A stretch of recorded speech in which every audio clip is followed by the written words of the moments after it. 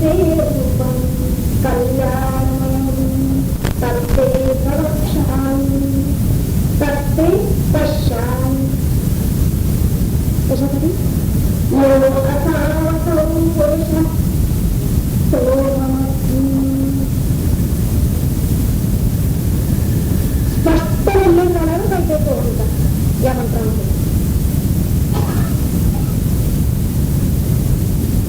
अत्यंत महत्वाचा असा मंत्र आहे ईशावासी. साराभूत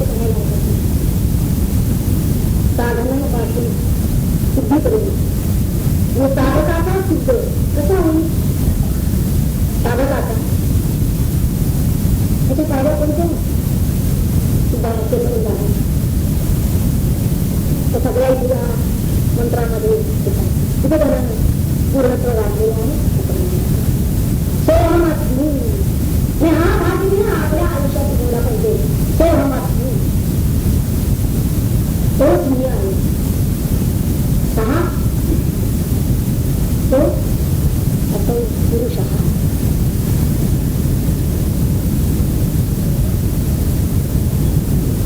काय प्रार्थना केलेली आहे या ठिकाणी ते आपण पाहूया. हे पुरुषाने हे एक विषय एक विषय म्हणून रयमाई म्हणलंय.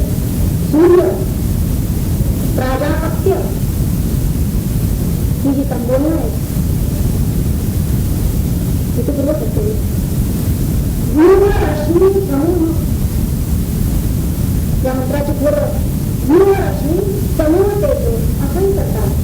आणि काही पण गुरु रश्मी समूह आणि तेजो यत्ते रूपम कल्याण समम तत् ते पश्यामि असं कुठंही विग्रह करतात. वो या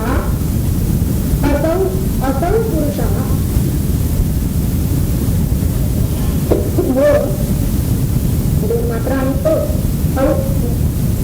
यांचा संधी होऊन गेला. असौ पुरुषः सोहम अस्मि. अहं ब्रह्मास्मि त्या महावाक्यातच सोहम अस्मि म्हणतात. हे पुरुषाने हे जगत पोषका हे एकविषय. आता त्याचा अर्थ काय आहे हा आपण अभिप्राय बघणार आहोत पुढे. तेव्हा तो नुसता वापर करतो सर्वांचं नियमन करणाऱ्या ही नियमा आणि हे सूर्य प्राण आणि रथ किरण प्राण आणि रथ यांचा काळ करणार त्याला सूर्य असेल. आणि प्रजापती नंदन प्राजापत्य नाही. प्रजापतीचं अपत्य त्याला प्राजापत्य असं म्हणतात. तुझ्या किरणांना दूर हो आणि तेजाला शांत तेजाला एक होत. ते रूपम कल्याण समूह तुझ्या कल्याण रूप कल्याणमय रूपाला किंवा तुझे कल्याणमय रूप मी पश्यामि पाहतो तुझे या पुरुष तो आदित्य मंडलात्मक पुरुष म्हणजे ब्रह्म.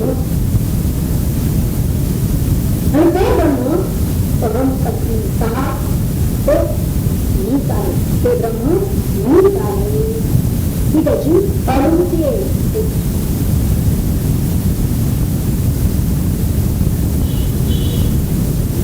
भूषण हा शब्द संबोधन आपल्याला आधी गेलेलं सांगते. पोषण करणारा पोषक किंवा पुष्टी बाळगतो या अर्थानं आपण पाहिजे. एकर्ष असा शब्द येतो. जगाचं पोषण करतो मी त्याला पुरुषा असं म्हणलं. आणि एक ऋषी वास्तविक ऋषी हा एक गतिवाचक शब्द आहे. त्याचा गतिवाचक आहे पदार्थ ज्ञानवाचक. ऋषी ऋषी याचा अर्थ निरीक्षण करणे. निरीक्षण करणे निरीक्षक असंही संबोधन वापरलेलं आहे. निरीक्षण करणारा आमच्यावर सतत निरीक्षण करणारा कोण आहे? आपण एक वेळ सगळ्या जगापासून एखादी गोष्ट भागून ठेवू, तर स्वतःपासून आपण भागून ठेवू शकत नाही. म्हणजेच आपला जो अंतरात्मा आहे त्या अंतरात्म्याला उद्देशित ते कसे संबोधन येते. तिथे एक फक्त आपल्याला जाणू शकतो, आपल्यावर निरीक्षण करू शकतो, तो खरा निरीक्षक आहे. आणि ऋषी हा ज्ञानास्वरूप आहे, पण ज्ञानवाचक त्याचा अर्थ होतो. गतिवाचक त्याचा ज्ञानवाचक शब्द आहे ऋषी आहे.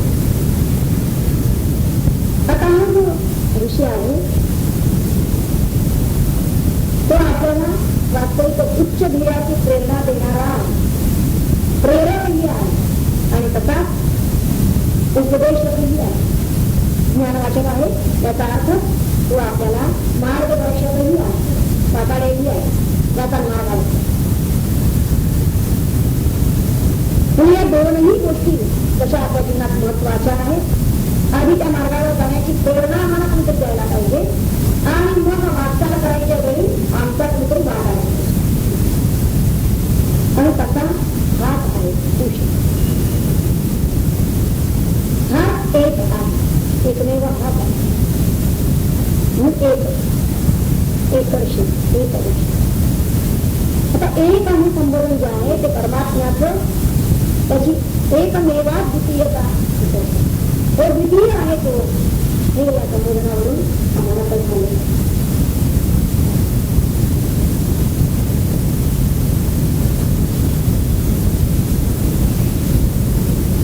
पुढचं संबोधन आहे ते घेऊन म्हणजे नियमन करणारा, नियंत्रण करणारा. एखाद्याला प्रेरणा दिली कसे सत्य आहेत ते आपल्याला माहिती आहे.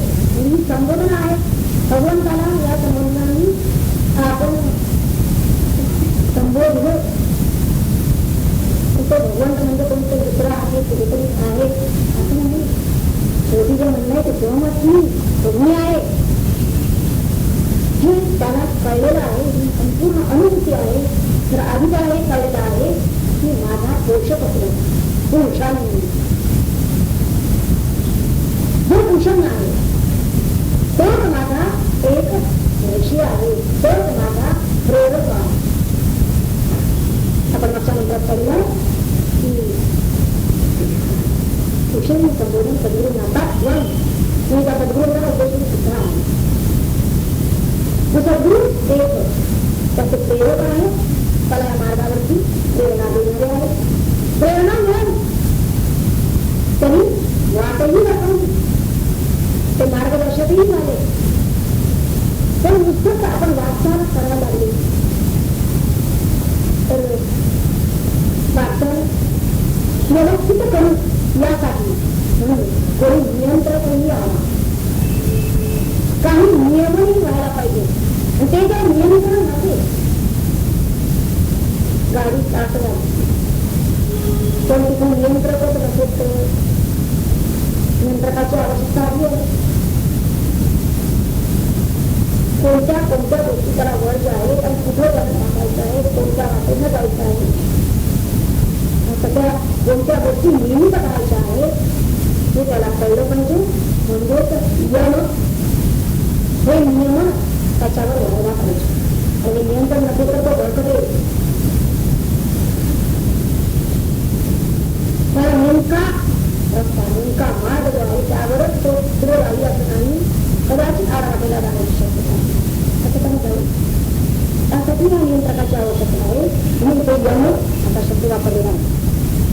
ते त्या नियंत्रकाचं सामर्थ्य ज्याच्या ठिकाणी आहे सगळं ते नियंत्रण आपल्यावर करू शकतात. व्यवस्थित नियंत्रण करण्याचं कार्य होते. तर नेमकं काय करावं, काय करू नये हे ते बरोबर. पण हे पथ्य जर पाळलं नसेल तर नुसती औषधीची एवढी काही उपयोग नाही, नुसता मंत्र देऊन काही उपयोग नाही. ती पथ्य ती पथ्य प्राणी म्हणजे ते नियंत्रण म्हणजे प्रेरकाबरोबर नियंत्रण सुद्धा पाहिजे. आणि पुढे त्यांना सूर्य असं म्हणलेलं आहे. सूर्य शब्दाचे अनेक सूर्य गम्यते किती सूर्य हा सूर्य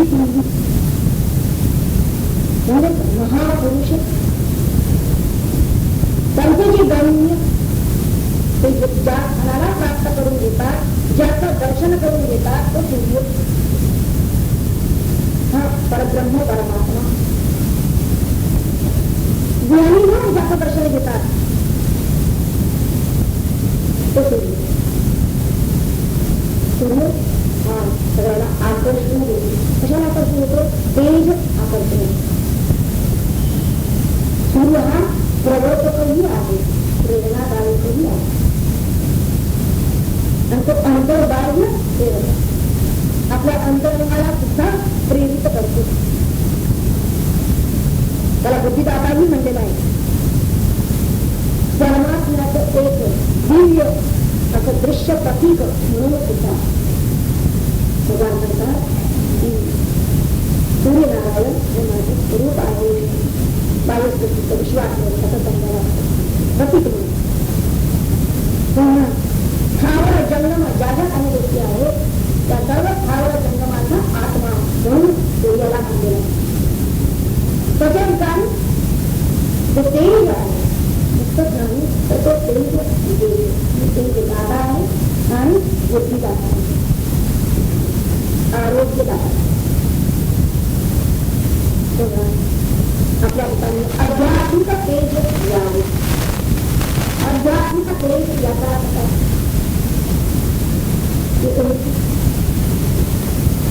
आपल्या जो ध्येय मार्ग आहे परमात्मा प्राप्ती हा ध्येय मार्ग, त्या ध्येय मार्गावरती जे काही असेल ते अडथळा ते सगळं निकरानं दूर करणे आणि ते दूर करत असताना तेज करणे. तेज याचा अर्थ मुखमंडलावरचे आवाहन. जो अशा तऱ्हेनं अध्यात्म मार्गावर येणारा काही जे काही कसं अर्थ ते सगळं दूर करण्याचं धूळ दाखवतो. त्याच्या ठिकाणी तेज आहे असं म्हणतात. आणि अभ्यास करायचे त्याला सूर्य आपण केलेला उपासनेसाठी अत्यंत ते आवश्यक आहे. आणि बुद्धिदाता बुद्धी खरोखर कार्य असेल ते तुमच्या बहिरंगात शाळेच्या सगळ्या गोष्टीमध्ये दुसरी माणसं बदल घडवून आणू शकतील, पण तुमच्या बुद्धी पालक करण्याचं सामर्थ्य फक्त बाकी कोणीही बुद्धीचं पालक घडवू शकत नाही. पण तुमच्या काही सामर्थ्य असतं ही आपल्या बुद्धीचं उत्तम पालक बुद्धी कितीही अशुद्ध असते त्यांच्याकडे ती पवित्र राहते. कितीही तो संशय असो तिला ते शिकत असते आणि कितीही ती मर्यादित विचार करणारी असते, देवापुरता विचार करणारी पूर्वी होती असं असलं तरी सुद्धा तिला ते विशाळ बनणार हे कार्य फक्त सद्गुरूंचं आहे. म्हणून त्यांना या बुद्धाला सूर्य असं नाही. उपासनासाठी काहीतरी प्रतीक आवश्यक असते, तेव्हा इथं सूर्य याच्या अजून दुसरं प्रतीक आपल्याला या योग्यतेचं दुसरं असं नाही. म्हणून इथं सूर्य असं त्यांना आपण बोलून म्हटलेलं. प्रजापती असा जो शब्द वापरलेला आहे सृष्टीचा निर्माता. प्राजापत्य प्रजापतीचं अपत्य ही सर्व सृष्टी काय आहे त्या प्रजापतीची अपत्य आहे, प्रजापतीचं अपत्य. तेव्हा पालन करता ते प्रजापती कारण जे नकारा घडतो तो पालन करता येईल. म्हणजे इथं आता पहा कशा क्रमाने ही संबोधन येतात आणि ती कशी वापरली. हे ईशतत्व आहे. त्या ईशतत्वाची 5 वैशिष्ट्य 5 विशेष त्यातून झालेली आहे. ईशतत्वाचे कशा क्रमाने येतात ते पहा. हा भगवान कसा आहे? पोषण पोषका पोषणारा पुष्टिदाता. तो निरीक्षक आहे एकर्षी. तो नियामक आहे.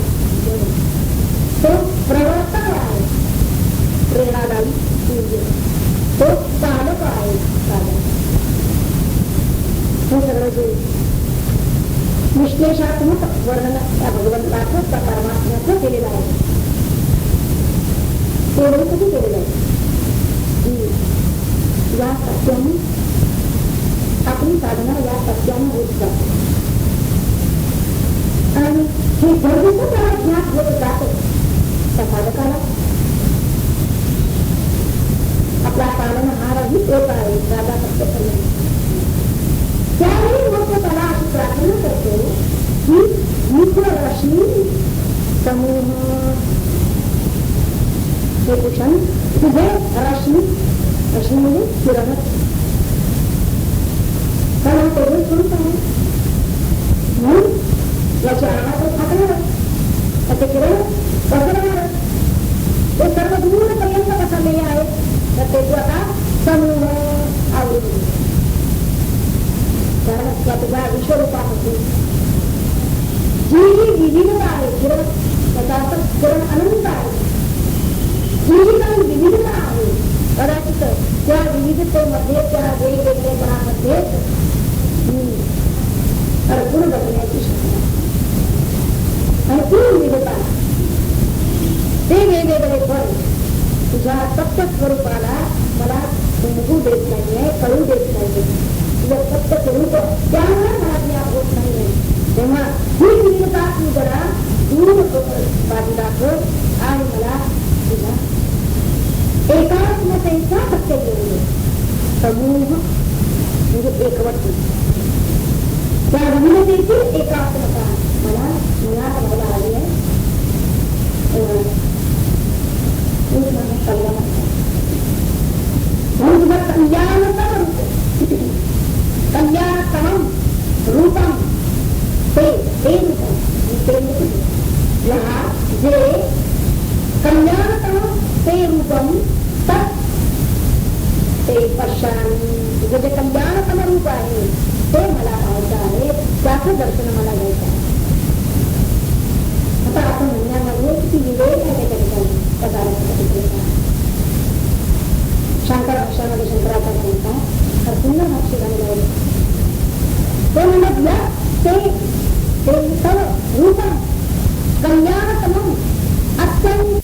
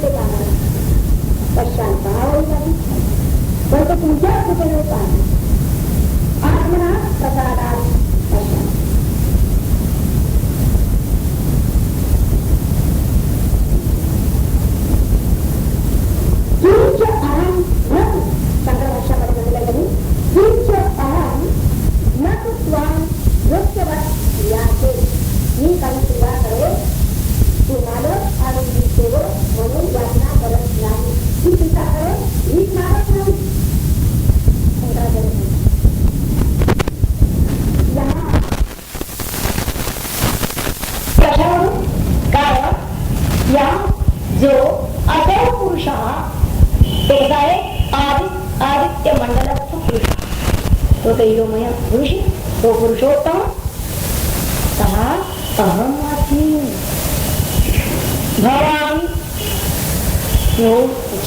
मिळतो. तेव्हा तुझं ते कल्याणतम रूप मी पाहतो. ते तुझ्या म्हणजे आत्म्याच्या प्रसादानं मी पाहतो आहे. पश्यामी वर्तमान काय तू मी पाहतो आहे. मी साक्षात तुझं ते स्वरूप कल्याणतम स्वरूप मी पाहतो. ही माझी अनुभूती आहे. कशानं पाहतोय? तुझ्याच प्रसादानं पाहतोय. प्रसाद म्हणजेच, प्रसाद या शब्दात संस्कृत मूळ शब्द आहे. त्याचा मूळ अर्थ काय आहे? प्रसाद म्हणजे निर्मलता, प्रसाद म्हणजे शुद्धता, प्रसाद म्हणजे पवित्रता, प्रसाद म्हणजे प्रसन्नता. आपल्या अंतःकरणाची अशी निर्मलता, प्रसन्नता, शुद्धता, पवित्रता ज्यावेळी होते त्यावेळी आपण आपलं कल्याणतमाचं स्वरूप, आपलं परमात्मा स्वरूप आपण पाहतो. अहम पश्चामी हे त्याच वेळी आम्ही सांगू, तोपर्यंत सांगू शकत नाही. या क्षणी आपण असे पवित्रतम होऊ. आमचं खरं कल्याण यातच आहे की आम्ही पवित्रतम होऊ. तेव्हा तुझं असं मंगलमय स्वरूप मला दिसते आणि ते उपासनेच्या बळावर निश्चितपणे मी तसा होईल हा त्याचा विश्वास. कारण सोहमस्मी, कारण तो मीच आहे. तो प्रत्यक्षात म्हणतोय ना की तो मीच आहे. या मंत्रामध्ये सगळे तत्वज्ञान साठवलेलं आहे असं म्हटलं तरी झालं. कारण जीवनामध्ये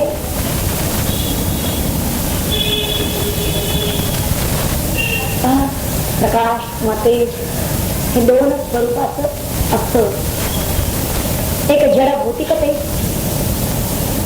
ते भौतिक विश्वाला प्रकाशित करतं. पण आपलं आत्म अंतरंग विश्व हे त्या ज्ञानकिरणाने प्रकाशित होतं. म्हणून आपल्याला ते ज्ञानकिरणही हवे आहे. ज्ञानकिरण आणि प्रकाश किरण जीवनामध्ये ही व्यवस्था जर झाली, त्या दोनही तऱ्हेनं आपण जर व्यवस्थित झालो, आणि हे व्यवस्थित केव्हा होईल? ज्यावेळी आम्हाला भगवान पोषक आहे, निरीक्षक आहे, नियामक आहे, प्रेरक आहे, आमचा पालक आहे हे कळेल. आता जेव्हा आम्हाला तो अवगत होईल, ज्ञात होईल, त्यावेळी आमच्या ठिकाणचे हे ज्ञान किरण आणि प्रकाश किरण हे व्यवस्थित होतील. ते आम्हाला व्यवस्थित ज्ञात होतील. आणि जेव्हा ही व्यवस्था आमच्या जीवनात होईल त्याच वेळी आम्ही त्या भगवंताचं ते कल्याणतम रूप पाहू. म्हणजेच आत्मदर्शन घेऊ, आपलंच स्वरूप पाहू. अशी ऐक्य अनुभूती त्याच वेळी आम्हाला येईल.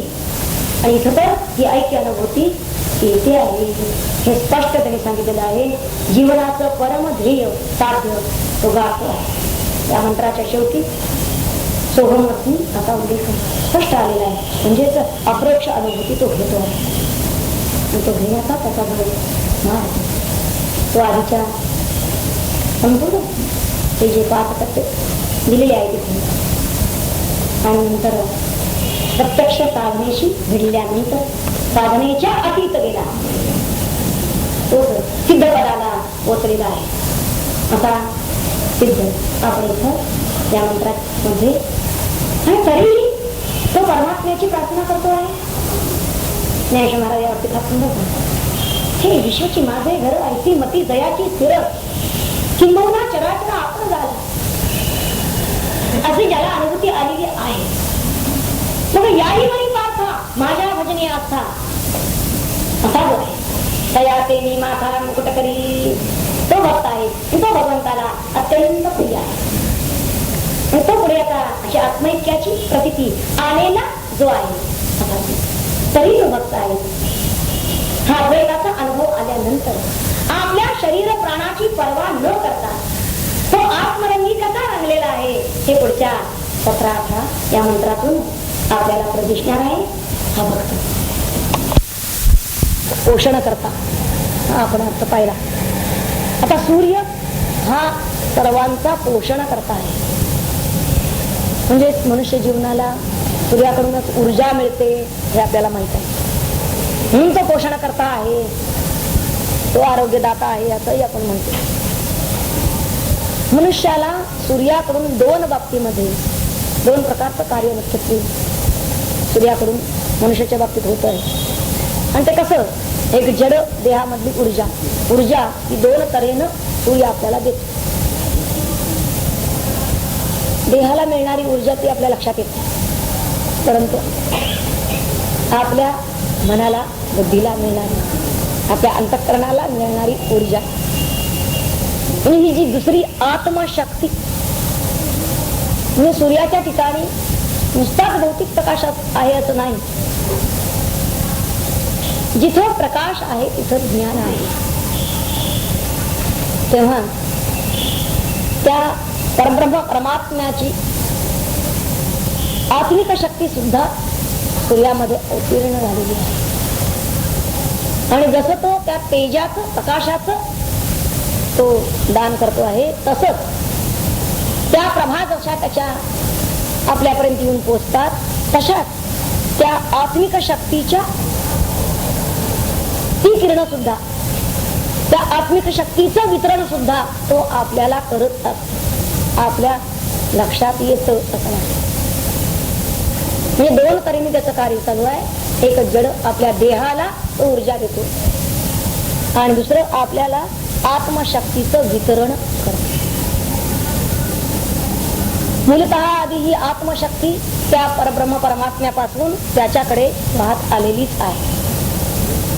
म्हणजे परमात्म्याचा चैतन्य प्रकाश आणि या दिसणाऱ्या सूर्याचा जड प्रकाश, असे दोन्ही एकत्र येऊन आपल्या ठिकाणची अंतर्यामीचा हा चित सूर्य म्हणूया आपण, ज्ञान सूर्य, त्या चित सूर्याला ते उदित करतात. त्याचे जे किरण आहेत रश्मी, ते आपल्या अंतर्यामीच्या चित सूर्याला, ज्ञान सूर्याला उदित करतात. म्हणजे चित सूर्य याला आपण आत्माराम असं म्हटलं. आणि हा आत्माराम इतर भौतिक पदार्थांच्या साह्याने जड देहाचं तर पोषण करतोच आहे, पण आपल्या ठिकाणचा आध्यात्मिक पोषक, आपलं अध्यात्म जीवन पोषण करणारा सुद्धा हाच आत्माराम आहे.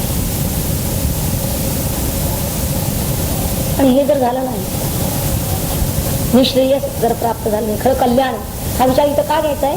कारण कल्याणतमम रूपम असं म्हणलेलं आहे, आणि त्यात ते तुझं कल्याणतम रूप, आणि त्याच्या मागे तेजो हा शब्द घातलेला आहे.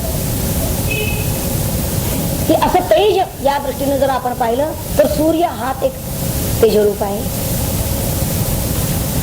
आणि ते तुझं कल्याणतम रूप आहे असं म्हणेल.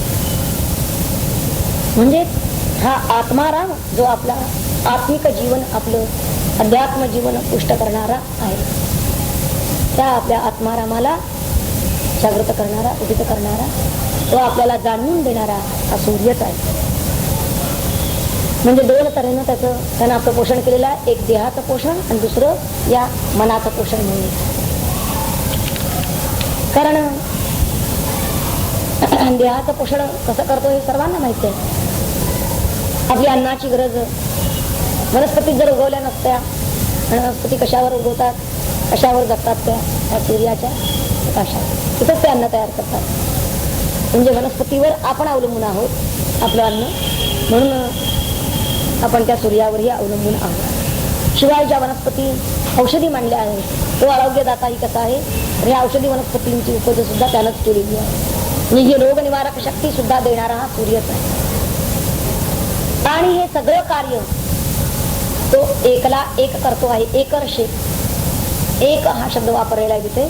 उषन्ने कर्षे, उषण एक ऋषे, उषण एक या शब्दातून हा एकटाच हे करतो आहे. आणि ऋषी हा त्याच्या पुढे जो शब्द लावलेला आहे त्यांनी, ऋषी या शब्दाचा अर्थच आहे ज्ञानी. सूर्याला त्यांनी ज्ञानदाता किंवा ज्ञानी असं म्हणलेलं आहे. तर ज्ञानी लोकांचं कार्य काय आहे? तर ज्ञानी लोकांचं कार्य आहे नेहमी ते मनाच्या स्तरावरून चालतं. मन, बुद्धी, चित्त, अहम हेच क्षेत्र आहे ज्ञानियांचं. आणि ते पुष्ट करणं, ते उन्नत करणं हे कार्य हा सूर्यही करतो आहे. देहाच्या पोषणा इतकंच हे मनाचं पोषण सुद्धा महत्वाचं आहे, आणि ते सूर्याकडून होत आहे. कारण असं आहे की मनामुळेच तर आपले इतर जीवांशी संबंध येतात. अन्य जीवांशी जे संबंध घडतात ते मनामुळे घडत असतात. मग त्यामध्ये ते संबंध घडत असताना राग द्वेष असे निर्माण होतात. राग म्हणजे आसक्ती, प्रेम, प्रेम द्वेष अशा दोन तऱ्हेच्या या प्रतिक्रिया असतात. आता हे जे घडत असतं, काही दोषही त्याच्यामध्ये येतात, पण त्या दोषांना, त्या दोषांची निर्मितीच होऊ द्यायची नाही आणि त्या दोषांचंच रूपांतर प्रेमात करायचं किंवा प्रेमाचं अवगुंठन, प्रेमाचा साध त्याच्यावर चढवायचा म्हणा. हे कार्य जे आहे, हे कार्य वास्तविक या पुरुषाचं आहे. प्रकृती निर्माण करणारा जो पुरुष, की ज्याला सूर्य असं म्हणतात, म्हणजेच मानवी मनावरती किंवा बुद्धीवरती हा सूर्याचा हा प्रकाश, हा अंतर्यामी फाकलेला प्रकाश जर पडलेला असेल तर त्याचं चित्त हे राग द्वेष वियुक्त, त्याच्या चित्तात समता येते. त्याच्या चित्तामध्ये हा बदल घडवणं, हे जीवाजीवामध्ये सख्यत्व प्रेम घडवणं, त्या प्रेमाच्या दिशेनं त्या चित्ताचा प्रवाह नेणं म्हणजे त्या मनाचं पोषण करतं, हे हा एकटा सूर्यच करतो आहे. आणि म्हणून त्याला हे ऋषींचं कार्य करणारा तो, म्हणून त्याला एकर्षे ऋषी हा हे विशेषण लावण्याचं कारण ते आहे की ज्ञानाची कार्य जसे ऋषी करतात, कारण तेच दुसऱ्याच्या मनात बुद्धीत बदल घडवून आणतात. कितीही भेद जरी आपल्याला परस्परामध्ये असले तरी सुद्धा ते आपल्या बुद्धीतले भेद, आपल्या मनातील तो दोष दूर करण्याचं कार्य ऋषी करत असतात. आपल्यामध्ये विश्वबंधुत्व यावं, ही बंधुत्वाची समतेची दृष्टी देणारे ते ऋषी असतात. आणि तसं कार्य करणारा हा आहे सूर्य, म्हणून त्याला एकर्षे, हा एकटाच हे कार्य करतो आहे, म्हणून त्याला हे भूषण, हे एकर्षे अशी संबोधन वापरलेली आहे. त्याला त्यांनी यम असं सुद्धा म्हणलेलं आहे. यम म्हणजे आपण पाहिलं नियमन करणारा. तेव्हा सूर्य हा सर्व जीवांचं नियमन करतो असं इथं म्हणलं. आता तो कसं काय नियमन करतो सर्व जीवांचं सूर्य? यम हे विशेषण त्या सूर्याला कसं लागू पडतं हे आपण पाहणार आहोत. आपण खरं म्हणजे आपला अनुभवच आहे की आपण केव्हा झोपतो केव्हा उठतो हे जर नुसतं पाहिलं तर सूर्य गोला की आपण उठतो आणि सूर्य मावळला की झोपायच्या तयारीला लागतो. म्हणजे संपूर्ण सगळ्या कुठल्याही खंडामध्ये जा, पृथ्वीवरच्या कोणत्याही खंडात जरी आपण गेलो तरी सुद्धा लोक विश्रांती आणि जागृती म्हणजे सुषुप्ती आणि जागृती ही वेळ त्या सूर्याच्या उगवण्यावर आणि अस्तावर नियमितपणे चालू आहे. कोणत्याही देशात आपण गेलो तर तिथले लोक सुद्धा सूर्याच्या उदयास्ता बरोबर आपली घड्याळ लावतात आणि त्यानुसार उठतात आणि झोपतात. म्हणजे याचा अर्थच असतो की हे रात्र दिवस हे निर्माण करणारा, हे ऋतू निर्माण करणारा जो सूर्य आहे तो आपल्या दिनचर्या आमच्या म्हणजे सर्व प्राणी मात्र आपण म्हणजे मनुष्य प्राणीच नाही तर हे पशु पक्षी इतकंच काय झाडं वनस्पती सुद्धा की केव्हा झोपतात आणि केव्हा उठतात जर पाहिलं तर सूर्याच्या उदय आणि अस्तावर त्यांचं अवलंबून आहे. त्यांच्या ह्या अवस्था जागृती आणि सुषुप्ती म्हणजे सूर्य जीवांचं नियमन करतात हे आपल्या लक्षात येईल. तेव्हा ऋतुचक्र सुद्धा सूर्यामुळेच चाललेलं आहे आणि ते नियमन सुद्धा त्या त्या ऋतूप्रमाणे आपण वर्तन करणं म्हणजे आमचे सगळे व्यवहार, आमचं जीवन हे सूर्य कसं नियंत्रित करत असतो हे पाहिलेलं आहे. सूर्य असा सुद्धा एक इथं विशेषण संबोधन त्यांनी स्पष्टपणे वापरलेलं आहे. त्याला सूर्य असं म्हणलं. सूर्य म्हणजे काय? सूर अधिक यहा, यहा म्हणजे जो आणि सुर, सुर म्हणजे व्यापक. या प्रकाश देणाराही आहे आणि हा प्रभाव गाजवणाराही आहे. सूर याचा अर्थ तो किती प्रभाव गाजवतो आपल्यावर, जो आपल्याला प्रकाशही देतो, प्रकाशही पुरवठा करतो आणि आपल्यावर आपला प्रभावही दाखवतो. असा जो कोणी आहे तो म्हणजे सूर्य. सूर्याशिवाय आता याचा प्रभाव आहे कशावरून? एक नुसतं आपण त्या आकाशाकडे जरी पाहिलं तर सूर्य जर तिथं नसेल आकाशात तर ते आकाश प्रभावहीन निष्प्रभ होते. म्हणजे सूर्य प्रभावशाली आहे हे समजायला तेवढं पुरेसं की सूर्याशिवाय आपली जीवनधारणा सुद्धा शून्यवत व्हायला लागते. की सूर्य आत्ताला गेल्यानंतर पहा कुठल्याही कामाला उत्साह कुणाला वाटतो. म्हणजे जीवनधारणात आपली त्या जीवनावरती त्या सूर्याचा किती विलक्षण प्रभाव आहे हे लक्षात येईल. पुढे काही त्याला म्हणले प्राजापत्य, प्रजापतीचे अपत्य. आणि सूर्य हा प्रजापतीचे अपत्य आहे प्रत्यक्षात. तसंच आहे. म्हणजे प्राजापत्य हे संबोधन त्या सूर्यालाच लागू पडतं. प्रजापती जे निर्माण झाले त्यांचं ते अपत्य आहे सूर्य म्हणजे. आणि दुसराही एक अर्थ आहे. एका अर्थानं हे जरी झालं ते प्रजापतीचं अपत्य तर दुसरा एक अर्थ असा होतो की जीवरूपी प्रजेला अपत्यवत पालन करणारा तो सूर्य आहे. सर्व जीवमात्रांना अपत्यवत पालन करणारा, अपत्यासारखं पालन पोषण करणारा, म्हणून त्याला प्राजापत्य असंही संबोधन लावता येईल. तो सर्वांचं पोषण करतो, नियमन करतो आणि उन्नती साधून देतो असा हा सूर्य. आता ह्या सूर्याला निर्माण करणारं जे परब्रह्म तत्व, मग त्या परब्रह्माचं, कारण या सूर्याला कोणी निर्माण केलं? त्या परब्रह्म परमात्मा. म्हणून त्या परब्रह्म परमात्म्याचं हे अपत्य आहे सूर्य हे, असाही आपल्याला अर्थ घेता येईल. आणि जीवरूपी प्रजेचं अपत्यवत पालन करणारा सूर्य असाही अर्थ घेता येईल. आता असं आहे की आपल्या पित्याला वास्तविक गूढ काय आहे, नेमकं त्याचं सामर्थ्य काय आहे, त्याचा प्रभाव काय आहे, हे त्याला जसं मुलानं विचारावं, त्याच्या अपत्यानं विचारावं की तुम्हीच सांगा. हे त्याला विचारल्याशिवाय कळणार नाही. जसं एखाद्या अपत्यानं आपल्या पित्याला सगळी गूढ रहस्य विचारावं. मुलगा विचारतो आपल्या वडिलांना की कुठल्याही बारीक सारी गोष्टीचं कष्ट त्याच्या मनात आला की तो विचारणार आपल्या वडिलांना, विचारणार हे असं का, हे तसं का. म्हणजे जी काही रहस्य, जे काही त्याला आकलन होत नाही, जी गूढता आहे ती पहिल्यांदा कुठे विचारणार? तो आपल्या वडिलांना विचारणार.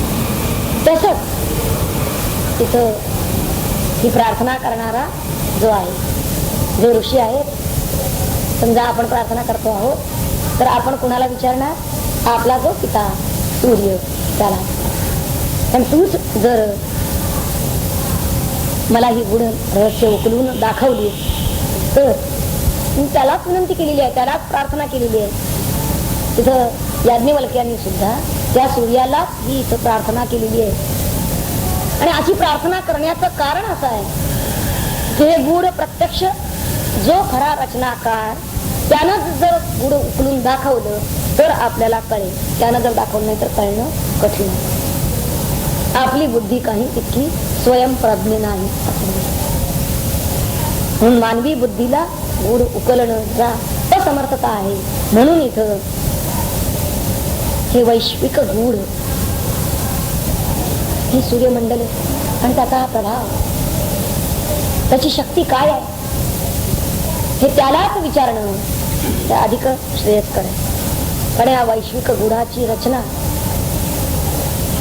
कशी झालेली आहे आणि त्याचे धागे आपल्याला कुठवर कल्याणप्रद झालेले आहेत, किती आहेत ते किरण, ते प्रकाशमय आहेत आणि ते प्रकाश किरण किती तऱ्हेचे आहेत हे आपल्यालाही ज्ञात नाही. एवढ्यासाठी तर रश्मी असा शब्द जो वापरलेला आहे, रश्मी म्हणजे किरण, तर हे अनंत तऱ्हेचे किरण, सूर्याचे किरण अनंत प्रकारचे आहेत आणि हे अनंत तऱ्हेचे किरण, त्या किरणातून जी वैश्विक शक्ती बाहेर येते आणि जी विश्वात अनेक प्रकारचं कार्य करते.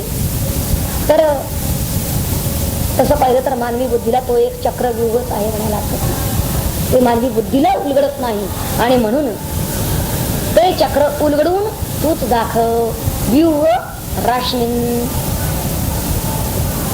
तूच हे रश्मीन व्यूह वेगवेगळे कर, उलगडून दाखव. रश्मीन तुझे किरण, अनंत किरण कोणत्या प्रकारचं कार्य करतात या विश्वामध्ये हे तूच मला उलगडून दाखव असं म्हणलेलं आहे. म्हणजे त्यातील एक एक भाग तू मोकळा करत नाही. व्यूह तो उलगडणे, मोकळा करणे. आता सूर्याच्या कृपेशिवाय हे शक्य नाहीये. तर नुसतंच मोकळं करायला सांगितलेलं नाही, तर मोकळं कर आणि मग पुन्हा त्याला समूह, पुन्हा ते एकवटून घे, पुन्हा त्याला एकसंध कर. आधी उलगडून दाखव आणि पुन्हा एकवटून घे. समूह काय तेजो, ते पुन्हा एकसंध कर. आणि हे दोन्ही क्रिया त्या सूर्याच्या कृपेशिवाय, कारण हे करण्याचं त्याच्याच ठिकाणी सामर्थ्य आहे, शक्ती. मोकळं करणं आणि परत एकवटणं, ह्या दोन्ही क्रिया त्या सूर्याच्या प्रकाशरूपी आविष्करणातून, त्या प्रकाश जो त्याचा जो येतो आहे तेज, त्यातूनच हे घडू शकणार आहे. यासाठी ही प्रार्थना सूर्याला केलेली आहे.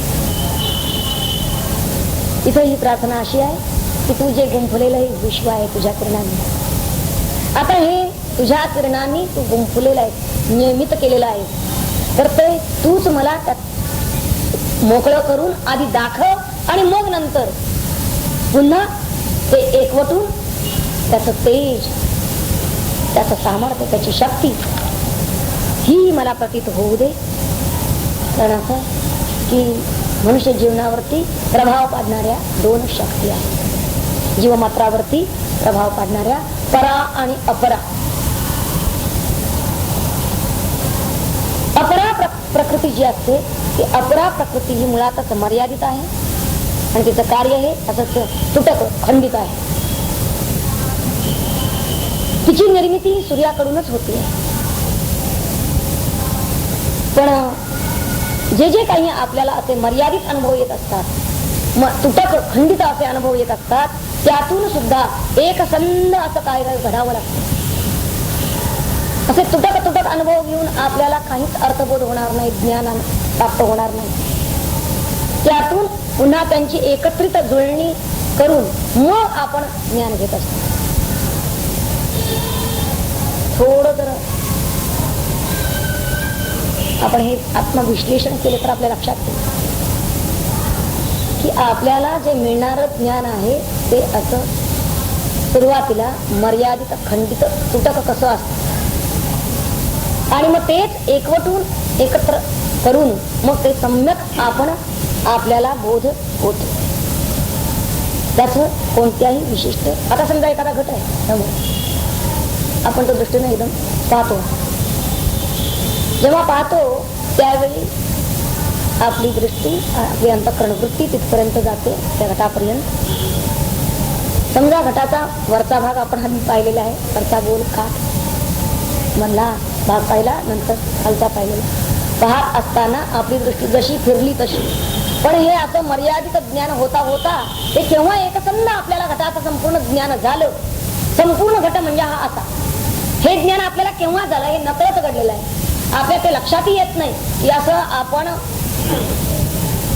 खंडित आपल्याला ज्ञान होता होता ते एकसंध एकवटून आपण ज्ञान करून घेतलं. साधा नदीचा प्रवाह, पाणी कुठलाही वाहत असताना की तिचा प्रवाह जो सगळ्या संपूर्ण अगदी नदीच्या पात्रावर काही आपली दृष्टी सगळीकडे एकदम पोचते असं नाही. आपण तो प्रवाह थोडा थोडा थोडा पाहत असतो. पण पाहत असताना सुद्धा आपल्याला जे ज्ञान होतं नंतर ते काय होतं, ते एकवटून होतं, एकसंध होतं की हा संपूर्ण नदीचा प्रवाह. आपण असं म्हणत नाही की हा इथं एवढा नदीचा प्रवाह आहे मग तिथं आहे, सगळं होता ना ज्ञान, संपूर्ण नदीचा प्रवाह असं एकवटून ज्ञान. हे ज्ञान आपल्याला असं कशामुळे होतं,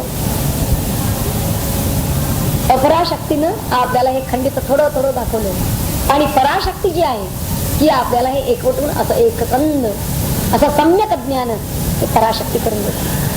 असं एकसंध कार्य घडावंच लागतं. तुटक अनुभवातून पुन्हा एकवटणं, एकसंध अनुभव येणं हे कार्य व्हावंच लागतं आणि ते केवळ सूर्याच्या कृपेमुळे होतं. ज्ञान करून देणारा ज्ञानवृत्ती आहे ना आपल्या ठिकाणी, तेव्हा आपल्या सर्व अनुभवांना एकसंध करून देणं, एकसंध रूप देणं, हे कार्य त्या पराशक्तीचं आहे. आणि ही पराशक्ती मात्र अखंड आहे, अमर्याद आहे आणि ती एकसंध आहे. या पराशक्तीचा दाता जर कोण असेल तर तो सूर्य आहे.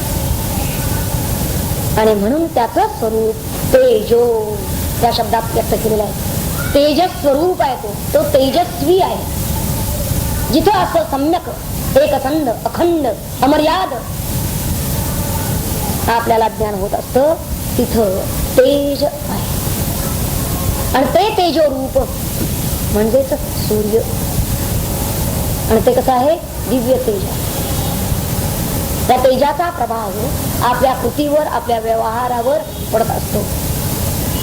प्रत्येक कृतीवरती या तेजाची किरणं पडलेली असतात, प्रवाहित असतात. आणि म्हणून त्या कृती निर्माण करणं, आता कृतीवर पडतात म्हणजे आधी ती वृत्तीवर पडलेली आहे. कारण वृत्तीतूनच कृती रूपाला आलेली आहे. आधी वृत्ती उठते आणि मग ती इंद्रियद्वारा बाहेर फाकते विषयापर्यंत, मग तो कर्माला करतो. आवडे ते वृत्ती आधी मनवणीची उठी, मग ते वाचा देखील करायची. केवळ येणे नंतर आहे. वृत्तीमध्ये जो हा तेजाचा बिंदू आहे, तो वृत्तीमध्ये जी वृत्ती ज्ञान करून घेण्याची क्षमता जी आहे, तिचा दाता कोण आहे? तिचा दाता आहे सूर्य. सूर्याचं हे तेज असं विविध कार्य करतो. सूर्य बाह्य वस्तू व्यक्ती पदार्थावर आपला प्रकाश टाकतो, त्यामुळे त्याचं आपल्याला ज्ञान होतं. आणि आपल्या मनबुद्धीला ज्ञान त्या वृत्तीत आहे, त्याचा प्रकाश, म्हणून ते ज्ञान होत. अशा दोनही तऱ्हेने आपल्याला विषयाचं असो पदार्थाचं असो ज्ञान जे होत. वृत्तीत आणि कृती दोन्ही ठिकाणी हे सूर्यामुळे होत. म्हणजे सूर्याचं रूप हे तेजोमय आहे हे आपण पाहिलं. आता ते कल्याणमय, ते रूपम कल्याणमयम असं पुढे आलेलं आहे. आता तुझं रूप कसं आधी सांगितलं? तेजो, तेजोरूप आहे तुझं, हे समजलं. पण ते कल्याणमय आहे. ते रूपम, ते रूपम म्हणजे तेजोरूपम, ते कल्याणमयम, हे कळायला पाहिजे. कल्याण हा शब्द आधी कळला पाहिजे आपल्याला. कारण आपण आधी कोणत्याही विषय वस्तूकडे आपण जे वळतो,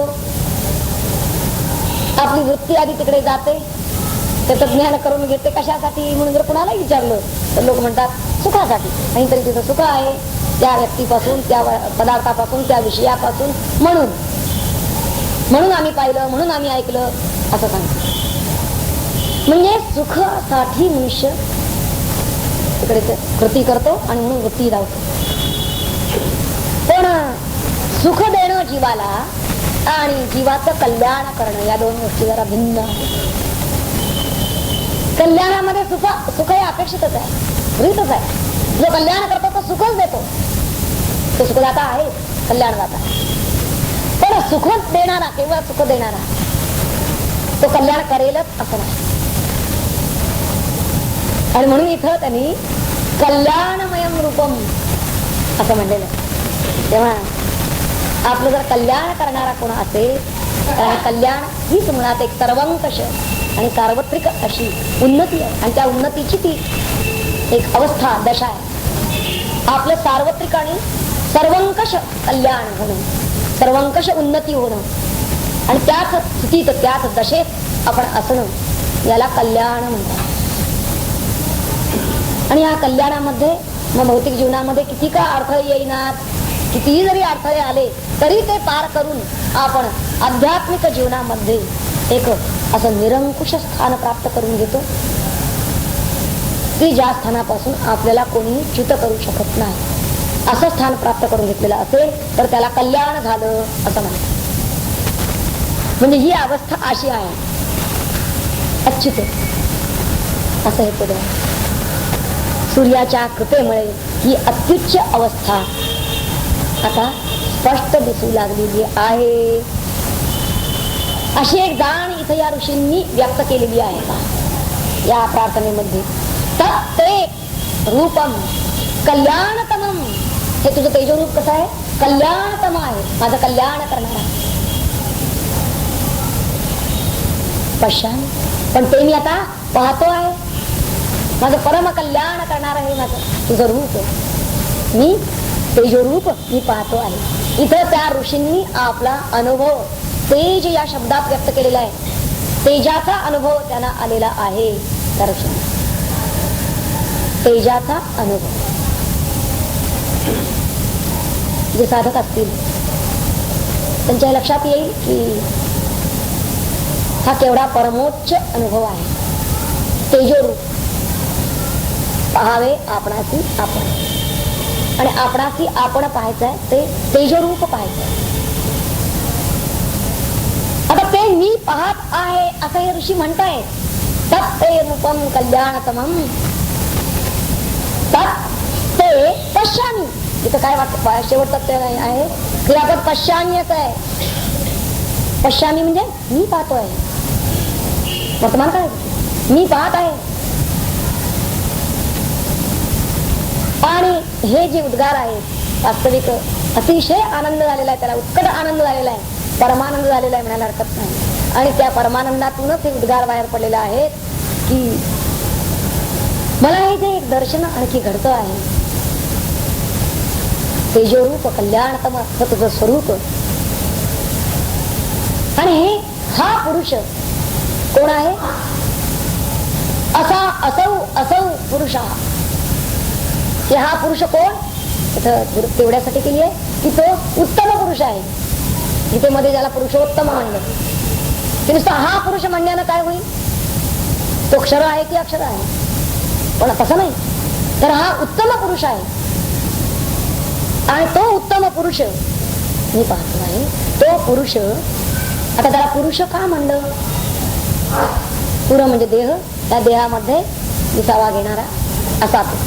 हा एक अर्थ आहे. आणि दुसरा एक अर्थ असा आहे की तो अर्थ घेतल्याशिवाय हा पुरुष त्याचं दर्शन घडणार नाही. म्हणून तो अर्थ आपण लक्षात घ्यायला पाहिजे. तर पुर अधिक उशती असा एक विग्रह करायचा. उशती, उशती म्हणजे जाळणारा, दैयती. या पुर म्हणजे देहाला जाळणारा. कोणत्या देहाला? स्थूल देहाला नाही, तर या लिंग देहाला जाळणारा. कारण तो आपण विचारानं जाळायचा आहे, ज्ञानानं जाळायचा आहे. तरच आपली जन्म मरण परंपरा खंडित होणार आहे. हे दोन्ही अर्थ आपण लक्षात घ्यायला पाहिजे की या पुरात विसावा करणारा, या देहात विसावणारा हाही अर्थ अत्यंत मार्मिक आहे. आणि ते आपल्याला सदैव आपण लक्षात ठेवला पाहिजे. कारण ही परब्रह्म शक्ती ही प्रत्येकाच्या देहामध्ये विद्यमान आहे. तो या देहात विसावला आहे, शयती. म्हणून त्याला पुरुष असं म्हणलेलं आहे. आणि याच पुरुषोत्तमाच्या प्रभावाखाली जसा तो जीव यायला लागतो तस त्याचा हा जे जे काही या जीवाला अवरुद्ध करणार आहे ते जाळून टाकणं. म्हणजेच अपराशक्ती, त्या अपराशक्तीतील सर्व जे जे जडकण आहेत त्या जडकणांचं दहन घडायला पाहिजे. त्या अपराशक्तीतील जडकणांचं दहन झाल्याशिवाय हे दर्शनच त्याला घडत नाही. पश्यामी हे हा अनुभवच येत नाही. आणि म्हणून हे दहन, त्या पुराचं दहन करणारा तो पुरुष हा अर्थ अपेक्षित आहे. तेव्हा आपल्या संपूर्ण अज्ञानाचं, अंधाराचं, जडतेचं नाश, विनाश घडवून आणणारा असा, आणि तो घडल्यानंतर जे काही तेजस्वी आणि परम कल्याणमय दर्शन त्याला घडतो आहे तो पुरुष म्हणजे हा असौ पुरुष. कारण हे आधी घडतं, हे जडतेचं, अज्ञानाचं दहन, त्याचा नाश हे आधी घडतं. तेव्हा त्याला त्या तेजोरूपाचं दर्शन होतं. तेव्हा इथपर्यंत सर्व ऋषीवर्यांनी फक्त अनुभव त्यांनी इथपर्यंत घेतले आणि कसे घेत गेले ते त्यांनी सांगितले. याज्ञवल्क्यांनी इथं सांगितलं की तेजो रूप तुझं मी पश्यामी, हा असौ पुरुष पश्यामी, या पुरुषोत्तमाचं मी दर्शन घेतले. आता या मंत्राचा जो शेवट केलेला आहे त्यांनी फार बहारीच आहे की कुठवर गेलेला आहे हा, आणि हा शेवटच की त्याला पूर्णतः हा आत्मानुभव त्याने घेतलेला आहे. किंबहुना तो आत्मानंदातच रांगलेला आहे ते दाखवून देणारा, बोटाने निर्देश करणारा असा हा शेवट आहे. वास्तविक आत्मानुभव हा सांगता येणार नाही, वाच्य होणार नाही, पण तरी सुद्धा कसे बोटाने दाखवू तुला, तिथे ते बोटाने दाखवलं असं म्हणायला हरकत नाही. पुढे ते म्हणतात हा जो अनुभव घेणारा, ज्याचा अनुभव घ्यायचा तो म्हणजे तो अनुभव देणार आहे. आणि अनुभव ही जी त्रिपुटी आहे, आता ही त्रिपुटी या ऋषीवर्यांची संपुष्टात आलेली आहे, याचीच सूचना सरळ गेलेली आहे.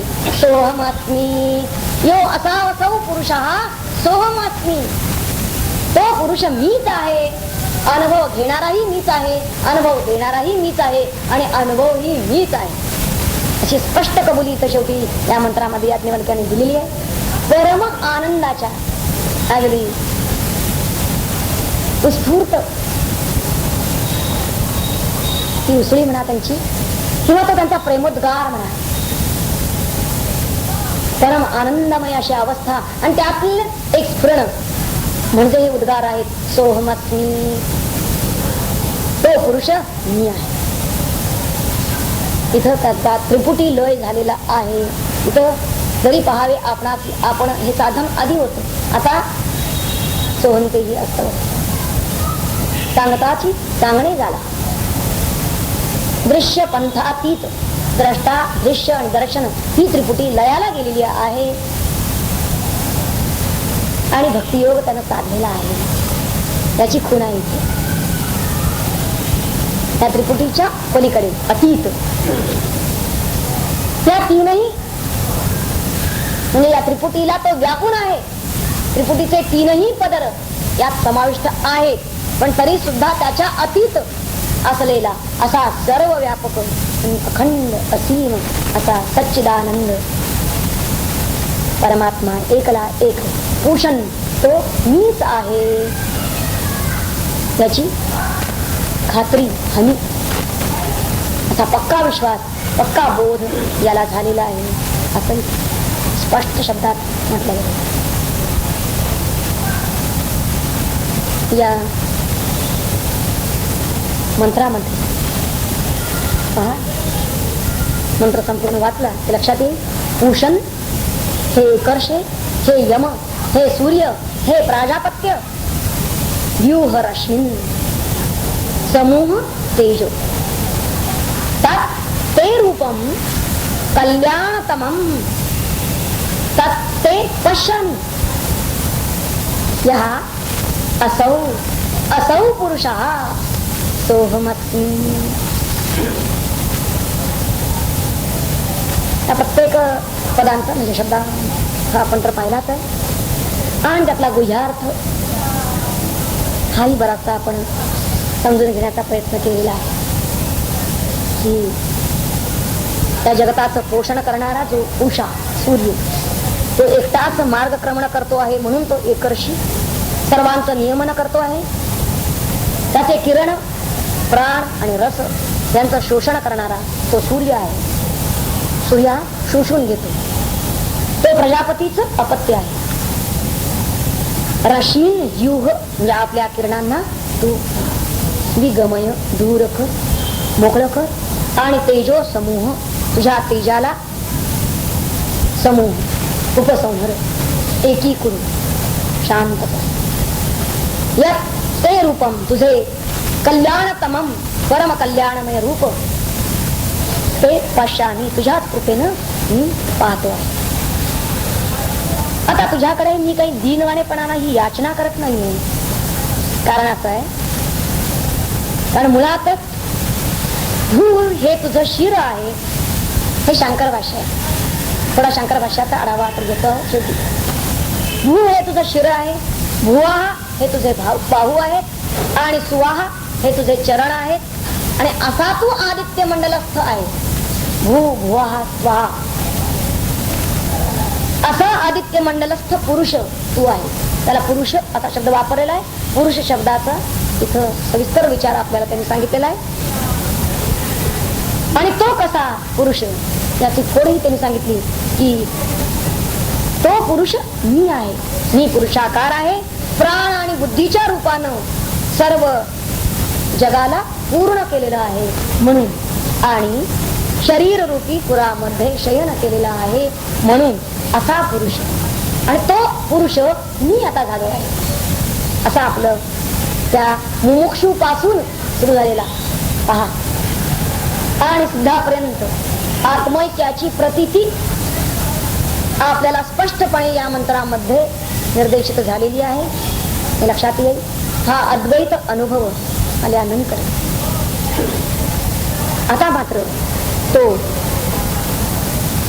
आपल्या शरीराची प्राणाची काहीही पर्वा करीत नाही. इतका तो आत्मरंगी रंगलेला आहे. वास्तविक खरं तर आपल्याला त्याचं हे भक्तियोगात रंगवून गेलेलं चित्र काय आहे हे पाहायचं आहे. वायुरनिलामृत मथेदं भस्मान्तं शरीरम् ओम क्रतो स्मर कृतं स्मर क्रतो स्मर कृतं स्मर. तो स्वतःलाच काय सांगतोय पहा. क्रतो स्मर कृतं स्मर. आता कृतकर्माचं स्मरण कर. आणि कुणाला म्हणतोय तो? आपल्या मनाला सांगतो. हे माझ्या संकल्पात्मक मना, तू आता